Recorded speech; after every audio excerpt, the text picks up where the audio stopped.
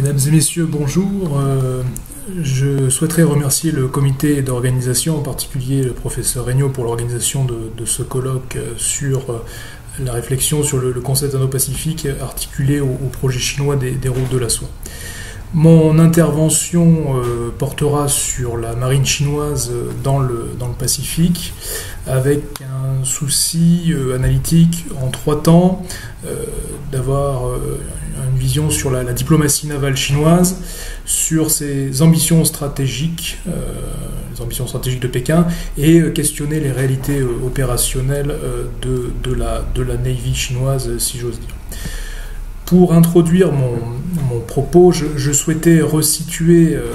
cette modeste communication dans la vision stratégique de Pékin qu'elle a des espaces maritimes,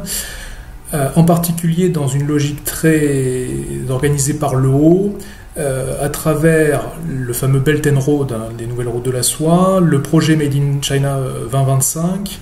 en matière de recherche et développement, et dans un deuxième temps, on trame de fond de ce qui est plus discret, peut-être plus opaque, la modification en profondeur, la modernisation en profondeur de la politique de défense d'armement, en particulier de la marine chinoise depuis les années 80, donc bientôt une quarantaine d'années. Donc des aspects économiques à travers le PNB, je passe très rapidement, simplement pour rappeler que nous sommes dans une problématique où la mer, les océans et l'espace pacifique, Indo-Pacifique, Asie-Pacifique, ne sont absolument pas en reste. Au contraire, on est véritablement là sur un champ exploratoire multivectoriel. Quand on regarde une carte effectivement proposée ici dans le courrier international il y a 1 an ou 2 ans, de la Belt and Road, du projet des routes de la soie de Pékin, on voit une organisation plutôt en direction de la plaque eurasiatique, en direction de l'Europe, de l'Afrique, via le Moyen-Orient et l'océan Indien. En quelque sorte, on tourne le dos à la profondeur pacifique et on tourne le dos à l'océan Pacifique et aux États-Unis. Premier élément que je voulais resituer, quelques mots sur la stratégie et la politique maritime de Pékin. Tout d'abord, quand on regarde les textes depuis le prédécesseur de Xi Jinping, Hu Jintao, on voit effectivement un intérêt particulier pour la mer comme espace stratégique, plein de ressources à exploiter, où la Chine devrait investir dans tous les sens, là aussi dans une logique multivectorielle, pour accroître de la puissance et accroître, si vous voulez, son influence. La lecture qui est importante, je crois, des spécialistes, ou en tout cas du corpus théorique intellectuel occidental. Les Chinois n'inventent rien finalement, mais relisent en profondeur la géopolitique allemande, la géopolitique anglo-saxonne, bien évidemment je pense à Mann, puisque nous sommes dans les affaires maritimes et navales, mais également Mackinder en termes de organisation métacontinentale, ou d'ensemble continental, Spikeman, ou du Brodel pour du temps long. Pourquoi ? Bien parce que quand on regarde dans le temps long, la Chine effectivement a été pendant un bon moment, longtemps, non pas repliée complètement sur elle-même, mais assez isolée dans son environnement régional et n'avait pas, pour ainsi dire, d'ambition globale, ce qu'elle découvre aujourd'hui, ce qui est une nouveauté pour elle autant que pour le monde. Rapidement, quelques cartographies sur cette unité fragmentation-contraction qui nous donne une distanciation par rapport à une histoire maritime, encore plus navale, de quelque chose qui est davantage continental, que l'on peut nuancer avec les supposées expéditions de l'amiral Zheng He au début du XVe siècle, sur un temps très court, moins de 30 ans, sous les Ming. Et aujourd'hui, on aurait, selon moi, une tendance d'une puissance continentale qui se projetterait sur terre comme sur mer. Quand on regarde les fronts de colonisation dans les régions tibétaines, ouïghours, du nord-est de la Chine, sibérienne, etc., on a à peu près le même processus de colonisation progressive, d'installation, de bétonisation, quand on pense à la mer de Chine méridionale. Et quid de ce qui se passe aujourd'hui dans le Pacifique Sud, nous y reviendrons tout à l'heure. À travers cela, il y a une tendance qui est manifeste, importante, et ancienne du début de lancement des réformes d'ouverture chinoise des années 80, qui est celle de la construction d'une façade portuaire, qui est celle d'une accentuation dans les affaires économiques maritimes, avec ici, vous avez sous les yeux quelques éléments de cela, d'une géostratégie portuaire, d'acquisition, d'investissement dans des ports, dans des terminaux, avec ou non la logique Belt and Road Initiative, qui finalement ici est une sorte de label. On peut très bien être un port avec une dominante chinoise, une participation chinoise en Europe, en Afrique, au Moyen-Orient ou ailleurs en Asie, voire dans la région Pacifique Sud, avant même l'apparition de Belt and Road Initiative. Le tout aujourd'hui serait englobé dans ce projet d'ambition globale de Pékin. Plus de 2000 projets recensés, compliqués. On retrouve les grands acteurs géoéconomiques, bancaires et financiers, en plus du soutien de l'État, dans cette affaire. Quand on regarde rapidement une carte de l'espace qui nous préoccupe, Indo-Pacifique, rapidement quelques noms, nous concentrerons notre propos ici sur l'aspect investissement portuaire avec la capacité Dual Use Logistic Facility, notamment pour le cas de Vanuatu, où la signalétique, effectivement, dans le terminal, il ne se passe pas grand-chose, apparemment, la signalétique est en chinois. Quid des îles Salomon, j'y reviendrai à la fin de cette intervention, et un développement, une concentration des investissements et une présence chinoise accrue, accélérée et la plus intense, en suivant cette slide, cette cartographie, quelques détails, dans bien évidemment le bassin océan Indien. Concrètement, l'océan Pacifique constitue une sorte de limite ultramarine pour l'esprit chinois, l'esprit gouvernance et politique chinois, a fortiori pour sa capacité maritime navale. Mais on peut retrouver un tempo en 4 temps, 4 parties concernant la diplomatie chinoise dans le Pacifique Sud. Évincer Taïwan à tout prix, en termes politiques, diplomatiques. On accroît notre sécurité et notre influence dans la zone via de l'aide au développement, via du culturel, via de l'économique, via de la construction de l'infrastructure infrastructurelle. Accroître ses accès aux ressources, bien évidemment, que ce soit des ressources halieutiques, j'y reviendrai, que ce soit des ressources minières ou autres présentes dans la zone. Et bien évidemment, dernier point, perturber, contraindre, remettre en question, pour le moins, la présence américaine dans la zone. Avec ici, vous avez une image du sommet entre le Premier ministre Salomon et Xi Jinping il y a un mois maintenant. Un aperçu rapide sur les activités de pêche de la Chine dans la zone, avec ici en coloris rose le suivi, le marquage, le traquage des différents bateaux, navires, industrie sur l'espace pacifique chinois, jusqu'au large des côtes péruviennes, donc bien évidemment en passant dans tous les espaces archipélagiques du Pacifique. Ici une autre cartographie de cette concurrence pour la ressource halieutique. Autre aspect qui est manifeste dans cette politique maritime, c'est bien évidemment la recherche océanographique qui vient en appui des activités navales. Je passe très rapidement sur cet aspect. Nous avons un certain nombre de navires scientifiques, un certain nombre de bateaux qui viennent en appui à des missions, avec ici l'exemple du navire scientifique chinois qui aurait disséminé 60 balises sismiques dans la fosse des Mariannes, plus de 11 000 mètres de fond, à proximité de sites stratégiques et militaires, bien évidemment américains, et dont un certain nombre de ces balises auraient été récupérées. Là, donc, nous sommes sur un différent apparent, manifeste, récent entre les États-Unis et la Chine. Je passerai rapidement. Deuxième partie en parallèle et articulée à cette politique maritime concernant le Pacifique, mais également les autres espaces maritimes, vous l'avez compris, c'est la question du navalisme chinois. Quand on regarde la politique de défense et son aspect stratégique, on a effectivement la modernisation de la marine, la vision qui est bien connue maintenant d'un amiral qui était le père de la Navy moderne chinoise, Monsieur Liu, l'amiral Liu, qui était d'abord d'essence défensive, avec une logique de déni d'accès, A2AD, et qui progressivement se modernise, se transforme, s'épaissit, si j'ose dire, pour devenir non seulement une capacité de défense et de déni d'accès aux approches maritimes chinoises, donc quid de la mer de Chine méridionale, de Taïwan, mais également une force de projection océanique. C'est l'image emblématique du bateau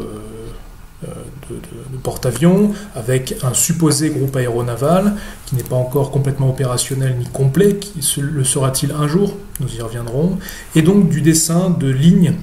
de défense, de lignes stratégiques, les fameuses lignes vertes ou les fameuses eaux brunes, les eaux bleues, etc., pour passer de quelque chose de côtier, de désaxé à de la pleine mer, à de l'ultramarin. Dans ce sens, l'océan, et en particulier ici l'océan Pacifique, permet une profondeur stratégique, test pour Pékin, ou le laboratoire essentiel du test de la marine, bien évidemment, selon les différents experts. Je partage ce point de vue pour la sous-marinade, pour le déploiement de bateaux, du groupe aéronaval, des supposés groupes aéronavals chinois, de l'aéronaval, se situe en mer de Chine méridionale. Donc l'océan permet une profondeur stratégique, avant que les forces, bien évidemment adverses, bien ici, évidemment les États-Unis, touche terre, arrive dans l'environnement régional chinois, espace de bataille ou espace de conquête. Je pense qu'on a finalement une articulation des deux au regard des investissements chinois en matière de diplomatie, en matière économique, en matière d'organisation régionale et en matière finalement de vision stratégique que les Chinois veulent bien laisser transparaître. On a autre cartographie ici sur ces fameuses Shendil, où on interroge la capacité de projection. Concrètement, la marine de guerre chinoise et son navalisme est probablement le corps d'armée qui a le plus bénéficié des réformes depuis 40 ans et qui a connu les bouleversements les plus importants en matière de modernisation. J'ai rassemblé ici rapidement les grandes tendances à la modernisation de la marine chinoise. Donc nous avons des bateaux à très forte dimension, programme de porte-avions, et surtout ne pas sous-estimer le programme de sous-marinade, de renouvellement des sous-marins, je vais y revenir, et de capacités particulières de fusiliers marins, de la capacité aéronavale, et quid de l'opérationnalité. Quid de l'opérationnalité, je crois qu'aujourd'hui l'opérationnalité est d'abord et avant tout une question de diplomatie navale avec le déploiement de bateaux, navires, hôpitaux, de bateaux de visite de courtoisie, je donnerai un exemple tout de suite, plutôt que de savoir faire la guerre sur mer, à part peut-être quelques mouvements de sous-marins qui sont particulièrement actifs en mer de Chine méridionale, dans l'océan Indien, et qui commencent à être de plus en plus, entre guillemets, visibles dans certaines parties du Pacifique. Modernisation donc de la sous-marinade, je l'évoquais, deux points essentiellement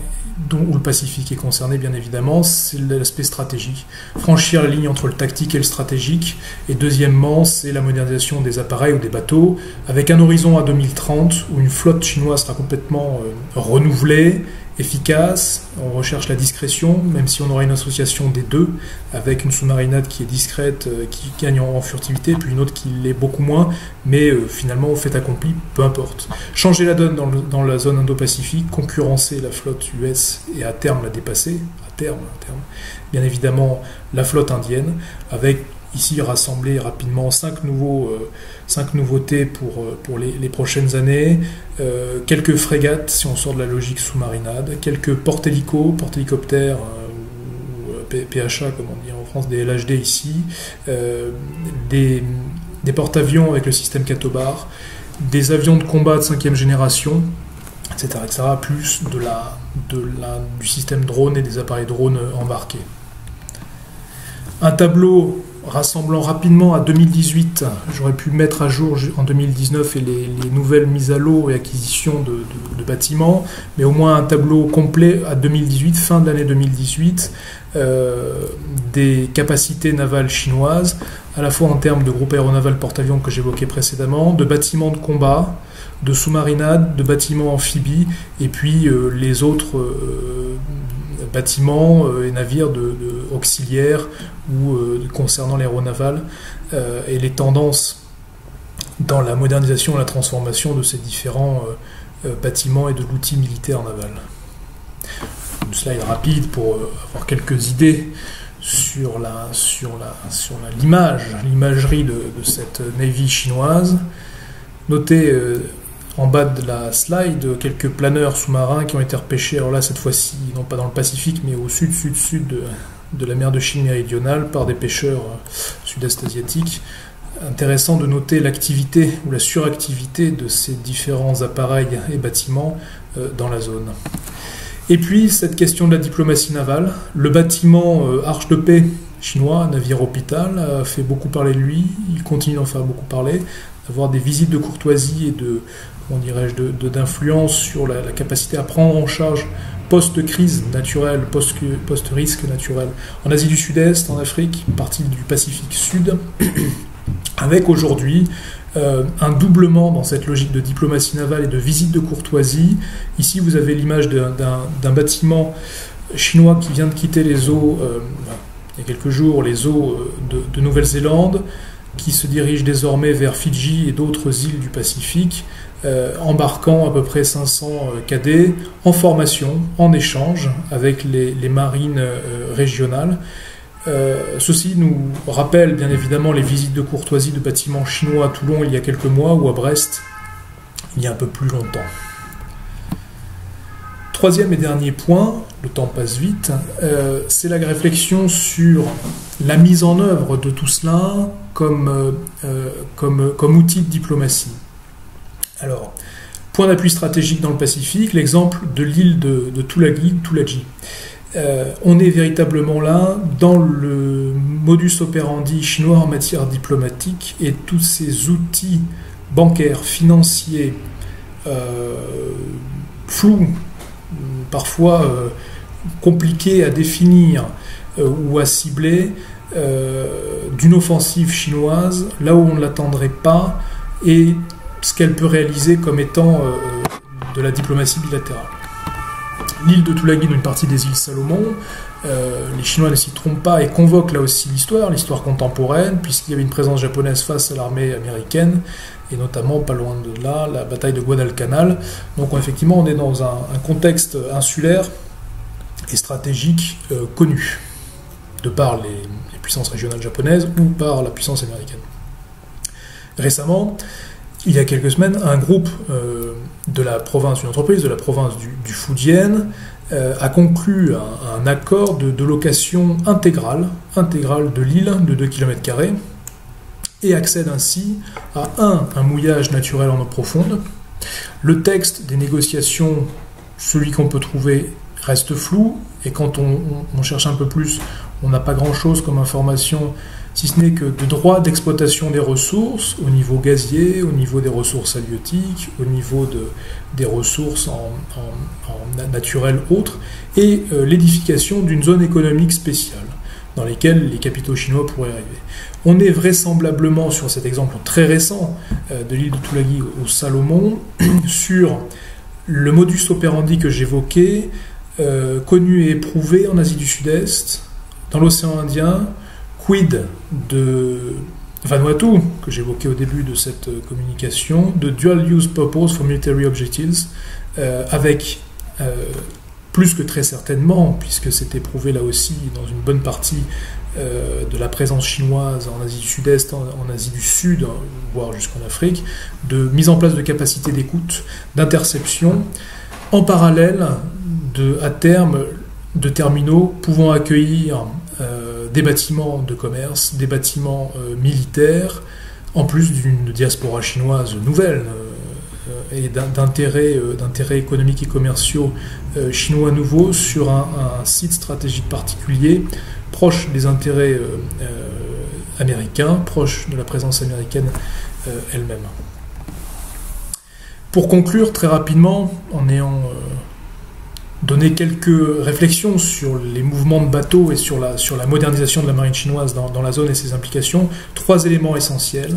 Je crois qu'à travers cet exemple du Pacifique, la Chine repousse toujours plus loin les limites de son influence tous azimuts, y compris en matière militaire, puisque le militaire, on l'a vu, vient systématiquement, mais de manière discrète ou indirecte, en appui des agissements stratégiques et commerciaux de la diplomatie chinoise. Deuxième élément, c'est quid de l'utilité de la Navy chinoise? Savent-ils faire la guerre? La réponse est non. Pourquoi faire? Ils ne veulent surtout pas faire la guerre. Par contre, On accumule des bateaux et est-ce qu'on s'en servira un jour? Donc c'est la question de l'opacité du message et de l'usage de l'outil militaire ici de la marine chinoise. Et enfin, troisième et dernier point, c'est jusqu'où cette contestation de la présence américaine dans la zone, plus largement Indo-Pacifique, avec bien évidemment la présence française, régalienne, mais on pourrait penser à d'autres influences européennes, voire japonaises, dans la zone, et donc l'avenir du rapport de force sino-américain dans cette partie Asie-Pacifique. Je vous remercie de votre attention et vous souhaite à toutes et à tous un excellent colloque.